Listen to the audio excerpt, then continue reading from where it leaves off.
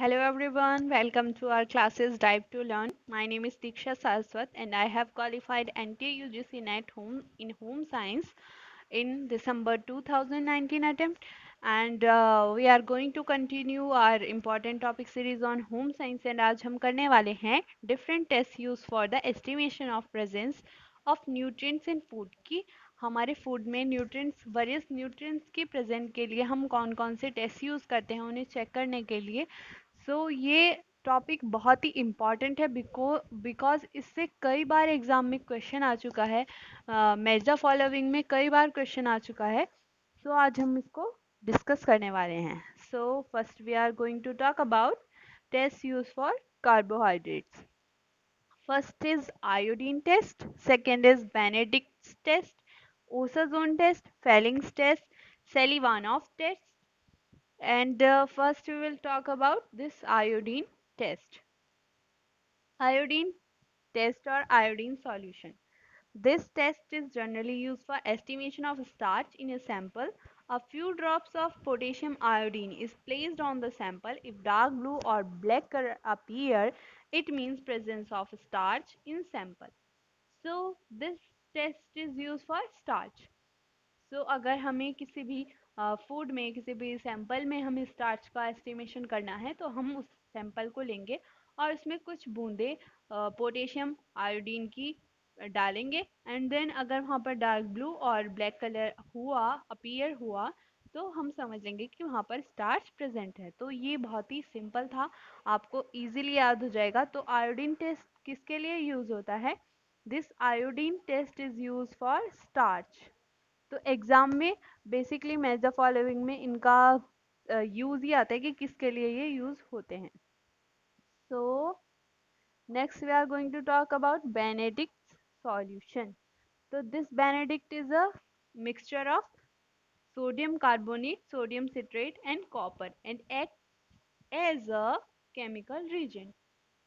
ये बेनेडिक्ट जो है हमारा एक सॉल्यूशन होता है, मिलकर बना होता है calcium, sodium carbonate, sodium citrate, copper, और हम इसको केमिकल रिएजेंट की तरह यूज करते हैं। और किसके लिए यूज होता है? ये use for glucose and other reducing sugar. A clear blue colour reagent turns into green, yellow and brick red. The color depends on the amounts of sugar. तो ये हमारा ये बोलना चाह रहा है कि जो हमारा ये बेनेडिक्ट सॉल्यूशन है हम इसको यूज करते हैं किसके लिए? ग्लूकोज के लिए और किसी भी रिड्यूसिंग शुगर के लिए। और हमारे यहाँ पर तीन कलर अपीयर होंगे, पहला green, yellow and brick red. और ये कलर डिपेंड करते हैं हमारे सैंपल में किसी भी शुगर की जो हमारी इंटेंसिटी है कि कितनी हाई इंटेंसिटी होगी उसी के अकॉर्डिंग वहाँ पर कलर आएगा। अगर कम हुआ वहाँ पर तो ग्रीन होगा, और अगर उससे थोड़ा ज़्यादा हुआ तो येलो। एंड अगर बहुत ही हाई इंटेंसिटी है वहाँ पर किसी शुगर की, रिड्यूसिंग शुगर की, तो हमारा ब्रिक रेड अपीयर होगा। ये जो कलर है वो अमाउंट ऑफ शुगर पर डिपेंड करता है। तो इट्स वेरी इजी, हमारा बेनेडिक्ट सॉल्यूशन यूज होता है रिड्यूसिंग शुगर और ग्लूकोज के लिए। तो ऑप्शन में यही चीज़ें पूछी जाती हैं बेसिकली, बट अगर कुछ कुछ पता नहीं है कि एनटीए वाले क्या पूछ लें तो थोड़ा इनको डिटेल में पढ़ना भी आपके लिए बेनिफिशियल होगा। और अगर आपको इस थोड़े मेथड से इसको याद करेंगे तो आपको बहुत ही क्लियरली माइंड में सेट हो जाएगा। Next we are going to talk about osazone test. Osazone क्या होते हैं? ओसाजोन बेसिकली डेरिवेटिव्स होते हैं कार्बोहाइड्रेट्स के। ये कोई कोई रीजेंट नहीं है जो हम यूज़ कर रहे हैं शुगर के लिए, बट ये खुद ही एक डेरिवेटिव है कार्बोहाइड्रेट्स का। होते क्या है ये? Basically crystalline and coloured compounds होते हैं। सॉरी, ये क्रिस्टलाइन एंड कलर कंपाउंड्स होते हैं एंड यूज होते हैं ऑल रिड्यूसिंग शुगर्स के लिए। क्यों होते हैं? क्योंकि जब हम क्या करते हैं, हमारा जो ये रिड्यूसिंग शुगर होता है इनका प्रॉपर्टी है कि ये हमारा क्रिस्टल्स फॉर्म करते हैं। ये ओसाजोन भी क्रिस्टलाइन कंपाउंड है। तो हम क्या करते हैं, to determine the presence of reducing sugars in the excess of phenyl hydrogen are kept at boiling temperature. तो इन जो भी हमारा सैंपल है उसमें हमें रिड्यूसिंग शुगर का एस्टिमेशन करना है, तो हम उसे क्या करते हैं, एक्सेस ऑफ फिनाइल हाइड्रोजीन में उसको हम बॉइलिंग टेम्परेचर पर रखते हैं। और अगर वहाँ पर हमारा ये रिड्यूसिंग शुगर प्रेजेंट हुआ तो पॉजिटिव रिजल्ट के रूप में हमें क्या दिखाई देगा, वहाँ पर क्रिस्टल और ओसाजोन। तो ओसाजोन क्या है, क्रिस्टल है, क्रिस्टल है, और क्रिस्टल फॉर्म करती हैं कौन, रिड्यूसिंग शुगर। तो ये बहुत ही इजी है आपको याद करना कि हमारा ये ओसाजोन टेस्ट किसके लिए यूज होता है। This osazone test is use for carbohydrates बोल दो, रिड्यूसिंग शुगर्स बोल सकते हैं आप इसको, और रिड्यूसिंग शुगर की प्रॉपर्टी है ओसाजोन फॉर्म करना। तो इससे आपको बहुत ही अच्छे से याद हो जाएगा। Next we are going to talk about Fehling's test. Fehling solution used as a chemical reagent to differentiate between reducing and non-reducing sugar. This test is used for ketone functional groups and water-soluble carbohydrates. It can be used to detect the presence of monosaccharides, also helps to detect the presence of glucose in urine. So बहुत सारे uses हैं। आपको exam में question में कोई भी option दे सकते हैं वो लोग। सो हमें कैसे याद करना है, ये एक फेलिंग सॉल्यूशन बेसिकली क्या है, फेलिंग सॉल्यूशन एक केमिकल रीजेंट है जिसको हम यूज करते हैं differentiate between reducing and non reducing sugar के लिए। तो आपको ऑप्शन में रिड्यूसिंग और नॉन रिड्यूसिंग शुगर भी दे सकते हैं। आपको ऑप्शन में और कोई टेस्ट दे रखा होगा, उसका कोई यूज दे सकते हैं, मतलब उसका कंपाउंड दे सकते हैं किसके लिए वो यूज होता है। तो आपको ये याद करना है कि ये किसके लिए यूज होता है। तो कीटोन फंक्शनल ग्रुप के लिए और वाटर सॉल्युबल कार्बोहाइड्रेट्स के लिए हम इसको यूज कर सकते हैं। मोनोसेक्राइड्स की प्रेजेंस को चेक करने के लिए हम इसको यूज कर सकते हैं। और मोनोसेक्राइड, ग्लूकोज भी हमारा मोनोसेक्राइड्स है, तो यूरिन में इसकी प्रेजेंस को चेक करने के लिए हम इसको यूज कर सकते हैं। तो रिड्यूसिंग नॉन रिड्यूसिंग शुगर को डिफ्रेंशिएट करने के लिए, वाटर सॉल्युबल और कीटोन फंक्शनल ग्रुप वाले कार्बोहाइड्रेट्स को डिटेक्ट करने के लिए, मोनोसेक्राइड को डिटेक्ट करने के लिए हम इस टेस्ट को यूज करते हैं। तो हमारा ये फेलिंग टेस्ट के बहुत सारे यूजेस हो गए। आई होप आपको अच्छे से क्लियर हो गया होगा। Next we are going to talk about Seliwanoff test. तो ये जो हमारा सेलिवानोफ टेस्ट है यूज होता है एल्डोज एंड कीटोज शुगर के लिए, एल्डोज एंड कीटोज शुगर। तो इसमें क्या होता है, to detect the ketose, to detect ketones, the sample is treated with concentrated acid and they are rapidly dehydrated to give sulfuryl derivative। तो क्या होता है, इसमें हम एसिड का यूज करते हैं। तो क्या होता है, सबसे पहले हम एक टेस्ट ट्यूब लेते हैं, उसमें हमारा सबसे पहले हम क्या डालते हैं, उसमें ये हमारा सेलिवान ऑफ सॉल्यूशन डाल, मतलब जो भी ये रीजेंट है वो डालते हैं। उसके बाद हम सॉल्यूशन उसमें जो हमारा सैंपल है वो डालते हैं। उसके बाद क्या करते हैं, हम उसको बॉईल करते हैं किसी बर्नर पे। बॉईल करने के बाद हम उसको थोड़ा सा कूल डाउन करते हैं। उसके बाद हम उसमें क्या करते हैं, उसके बाद हम उसमें एसिड डालते हैं। तो फिर एसिड डालने के बाद अगर वहाँ पर हमारा चेरी रेड कलर अपीयर होगा तो इट मीन्स कि वहाँ पर हमारा ये एल्डोज और कीटो शुगर प्रेजेंट हैं। तो हमारे जो ये शुगर्स हैं, हम बेसिकली इन्हीं के लिए ये सेलिवानोव टेस्ट यूज़ करते हैं। तो आपको याद करना है एल्डोज एंड कीटोज शुगर के लिए। और मैं मेथड इसलिए आपको बता रही हूँ ताकि आपको ये याद हो जाए। और मान लीजिए वो ऑप्शन में ये भी पूछ सकते हैं कि अगर वहाँ पर ये प्रेजेंट है तो क्या क्या दिखाई देगा आपको, मतलब क्या अपीयर होगा रिजल्ट में, पॉजिटिव रिजल्ट में। तो ये भी आपको याद कर लेना थोड़ा अच्छा रहेगा, बिकॉज कुछ नहीं पता है कि वो, कुछ कंफर्मेशन नहीं है उनकी तरफ से कि वो क्या पूछ सकते हैं। तो अगर आप पढ़कर जाएंगे तो आपके लिए बेनिफिशियल होगा। बहुत ही इजी है इसको याद करना। So next we are going to talk about the test use for determination of fats and lipids. So first is emulsion test, Sudan red test, acrolein test. So emulsion test. It is also known as ethanol test. Ethanol और alcohol test भी हम इसको बोलते हैं क्योंकि यहाँ पर हम अल्कोहल का यूज करते हैं। So ethanol or alcohol is used for to determine the presence of fats. Alcohol is mixed with sample and then water is added to it. In water formation, cloudy emulsion on the surface shows the presence of lipids or fats। तो हम कोई भी test tube ले रहे हैं, उसमें हम क्या करेंगे, पहले सैंपल एल्कोहल लेंगे, फिर सैंपल मतलब पहले हम सैंपल डाल सकते हैं उसमें, फिर अल्कोहल डालेंगे एंड देन वाटर ऐड करेंगे। उसके बाद हमारा जो वाटर है उसमें एक क्लाउडी फॉर्मेशन हो जाएगा, क्लाउडी इमल्शन बन जाएगा सरफेस पर। तो अगर वहाँ पर ये प्रेजेंस हुई हमारा लिपिड और फैट की, तो हमारा ये क्लाउडी फॉर्मेशन होगा और इससे हम आसानी से पता कर सकते हैं कि ये हमारा यहाँ पर फैट और लिपिड है। इमल्शन फैट और लिपिड ही बनाते हैं, तो इसलिए ये आपको याद करना बहुत इजी रहेगा। इमल्शन टेस्ट यूज होता है लिपिड्स और फैट्स के लिए। So next is Sudan red test. Sudan red, Sudan three, Sudan red और सूडान थ्री। हम सूडान रेड टेस्ट इसका नाम क्यों है, क्योंकि जो इसमें रीजेंट यूज होता है वो उसका नाम है Sudan red test, Sudan red और सूडान थ्री। ये बेसिकली एक रेड सॉल्युबल डाई होती है। When added to solution, fat or oil form a layer on the surface of solution and red layer will appear above the surface of water in test tube. So हम क्या होता है इस वाले test में, उसमें तो इमल्शन बन रहा है ऊपर ही सरफेस पर, बट इसमें क्या होता है, जैसे ये टेस्ट ट्यूब है तो इसमें हमारा सब कुछ है, सॉल्यूशन वगैरह सब कुछ है। हमने सब ऐड कर दिया जो हमको ऐड करना था। तो लास्ट में क्या आएगा हमारा, ये हमारा ऊपर सबसे एक फैट और ऑयल का लेयर आ जाएगा, ये वाला, ये हमारा फैट और ऑयल का लेयर आ गया। ओके, एंड ये हमारा वाटर आ गया यहाँ पर, ये नीचे ये वाटर हो गया।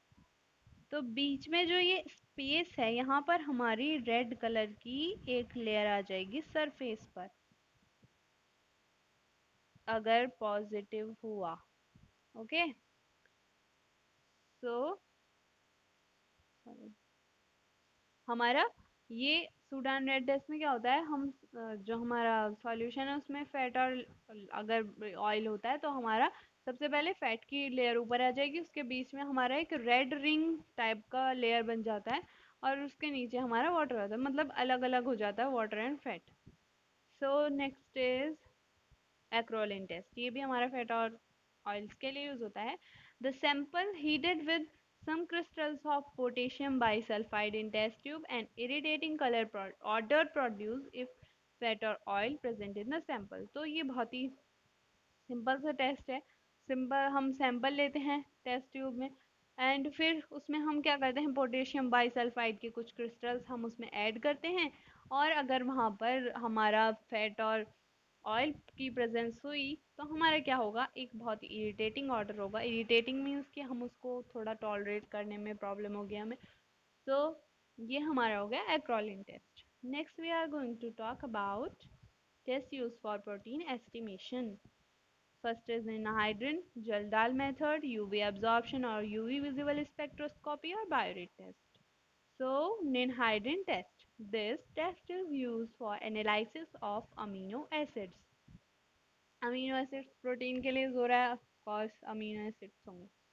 So, ninhydrin क्या है? Ninhydrin एक बहुत ही strong oxidizing agent है। When added to solution sample, ammonia liberating ammonia determines the presence of amino acids. तो हम जब इसको सैंपल में, ये हमारा टेस्ट ट्यूब है, इसमें हमारा सैंपल है, अब हम इसमें निनहाइड्रिन ऐड कर रहे हैं तो क्या होगा, यहाँ से हमारा अमोनिया लिबरेट हो जाएगा। सो अमोनिया लिबरेट हो रहा है मतलब कि वहाँ पर ऑफकोर्स अमीनो एसिड होंगे ही। सो क्या होगा, at the end of test हमारा पॉजिटिव रिजल्ट हुआ तो a blue or violet color appear if result is positive। तो हमारा पॉजिटिव कैसे हम चेक करेंगे कि वहाँ पर हमारा ये अमीनो एसिड्स हैं, तो हम क्या, हमें क्या दिखाई देगा, ब्लू और वायलेट कलर। ये बहुत ही सिंपल था। So next is Kjeldahl method. Kjeldahl method थोड़ा लेंदी होता है, इसमें 3 प्रोसेस होती हैं, तो समझते हैं क्या होता है। जलदाल मेथड बेसिकली मतलब बहुत से जो भी आपके न्यूट्रिशनल बायोकेमिस्ट्री या फूड साइंस से बिलोंग करते होंगे एंड आपने किया भी होगा आई थिंक परफॉर्म ये लैब में. So this test is use for estimation of protein in food. This is based on nitrogen analysis. It involves three steps: digestion, distillation, titration respectively. पहले digestion होता है, distillation होता है and then हमारा titration होता है. तो ये हमारा जो है इसमें सबसे पहले क्या होता है, सबसे पहले हमारा डाइजेशन होता है. तो डाइजेशन में क्या होता है, जो ये सैंपल है उसको हीट किया जाता है H2SO4 की प्रेजेंस में. H2SO4 के प्रेजेंस में ये इसको हीट करते हैं और क्या होता है वहाँ से वो जो हमारा ऑर्गेनिक कंपाउंड्स हैं, वो ऑर्गेनिक सब्सटेंस हैं, वो हमारे ब्रेक डाउन हो जाते हैं. और जो हमारा अमोनिया है, नाइट्रोजन, वो वहाँ से लिबरेट हो जाता है और अमोनियम सल्फेट हमारे पास बचता है अमोनियम सल्फेट. तो ये हमारा फर्स्ट स्टेप हो जाता है दिस डाइजेशन. देन हम क्या करते हैं, देन हमारा डिस्टिलेशन होता है. तो जो हमारे पास ये अमोनियम सल्फेट बचा है उसमें क्या ऐड करते हैं हम, उसमें हम सोडियम हाइड्रोक्साइड ऐड करते हैं और वो हमारा फिर अमोनिया में कन्वर्ट हो जाता है. देन हमारे पास क्या बचता है, हमारे पास जो भी सॉल्यूशन है, जो भी सैंपल बचेगा उसमें क्या हम करते हैं, टाइट्रेशन. सो जब हमारा फिर टाइट्रेशन होता है, टाइट्रेशन के टाइम पे मतलब टाइट्रेशन में क्या करते हैं हम, टाइट्रेशन में हमारा ये डिटरमाइन करते हैं कि कितना नाइट्रोजन वहाँ पर प्रेजेंट है. So in the end percentage of nitrogen present in sample is calculated using this formula. तो ये हमारा फार्मूला है. नाइट्रोजन को हम चेक कर मतलब उसकी प्रेजेंस, उसके अमाउंट जितना बचा है उसके अकॉर्डिंग वो चेक करते हैं. तो नाइट्रोजन एनालिसिस पे बेस था ये, तो पहले ही मैंने आपको बता दिया. तो इसमें क्या होता है कि पहले हम डाइजेशन करेंगे, डिस्टिलेशन करेंगे, टाइट्रेशन करेंगे. तो इसमें हमारे 3 स्टेप्स है और सबसे लास्ट में हमारा जो भी सैंपल में जो भी कुछ बचेगा वो टाइट्रेशन से हम वहाँ पर नाइट्रोजन कितनी बची है उसके अकॉर्डिंग वहाँ पर ये प्रोटीन की प्रेजेंस को हम चेक करते हैं. ये हमारा चलदार मेथड था. नेक्स्ट है यूवी एब्जॉर्प्शन और UV visual spectroscopy. This method is used for determination of protein concentration. This method uses the capacity of protein to absorb light in UV visible region of electromagnetic spectrum. Solution is placed to absorb UV light. The absorbance is measured at the same wavelength. It is determined with the help of calibration curve. इसमें क्या होता है, हमारा ये जो UV absorption है ये हमारा प्रोटीन कंसंट्रेशन के लिए होता है. मीन्स कि किसी सैंपल में कितना प्रोटीन कंसंट्रेशन है. तो इसका प्रिंसिपल क्या है, इसका प्रिंसिपल है कि ये कैपेसिटी को चेक करता है प्रोटीन की टू एब्जॉर्ब लाइट. तो क्या होता है, ये हमारा कोई भी सैंपल हुआ उसमें अगर जितना प्रोटीन होगा उतनी ज़्यादा वो लाइट एब्जॉर्ब करेगा और जितनी वो लाइट एब्जॉर्ब की करेगा उसको हम क्या करते हैं, सेम वेवलेंथ पर हम उसको मेज़र करेंगे और फिर उसका डिटर्मिनेशन हम किससे करेंगे, with the help of calibration curve. तो ये स्पेक्ट्रोस्कोपी की टेक्निक है जो हमें जो हम प्रोटीन कंसंट्रेशन के लिए यूज़ करते हैं. तो एग्ज़ाम में पूछेगा किसके लिए यूज़ होता है, प्रोटीन कंसंट्रेशन के लिए. और ये भी पूछ सकता है कि किस प्रिंसिपल पर वर्क करता है. तो ये इसकी कैपेसिटी चेक करता है to absorb light in UV visible region of electromagnetic spectrum. So next is Biuret test. Biuret test is also used for protein.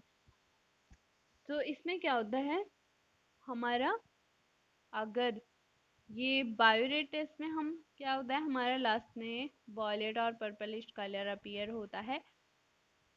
और ये अपीयर होता है अगर वहाँ पर प्रोटीन मतलब प्रेजेंस है प्रोटीन की, तो हमारा ये कलर रहेगा. The peptide bonds present in protein turns the blue biuret into violet. तो हम क्या करते हैं, हमारा सैंपल है तो उसमें हमने बायोरेट ऐड किया। तो अगर वहाँ पर हमारा जो है ये प्रोटीन प्रेजेंस होगा तो क्या होगा, ये हमारे पेप्टाइड बॉन्ड्स क्या करेंगे, पेप्टाइड बॉन्ड्स ये बायोरेट जो हमारा ब्लू कलर का था इसको वायलेट में कन्वर्ट कर देंगे। तो हमारा अगर प्रोटीन की प्रेजेंस है तो हमारा ब्लू बायोरेट बायोरेट हमारा वायलेट में कन्वर्ट हो जाएगा। तो ये बायोरेट टेस्ट किसके लिए यूज होता है, प्रोटीन के लिए यूज होता है। सो ये हमारा बहुत ही सिंपल था। बायोरेट ये हमारा प्रोटीन के लिए यूज होता है, और अगर वहाँ पर प्रेजेंस हुई तो क्या होगा, ब्लू बायोरेट वायलेट कलर में हमारा कन्वर्ट हो जाएगा। ये था आज का हमारा वीडियो। आई होप आपको बहुत पसंद आया होगा, and please like the video if you like the lesson and the way I teach, and I will request you to subscribe the channel, and guys, um, thank you so much for watching, and please share करिएगा ताकि ज़्यादा से जो ज़्यादा लोगों तक ये पहुंच सके और उनकी हेल्प हो सके, बिकॉज ये बहुत ही इम्पॉर्टेंट कॉन्सेप्ट है। एंड मैंने बहुत ट्राई किया है कि आपको अच्छे से और इजी वे में एक्सप्लेन कर पाऊँ। Thank you so much.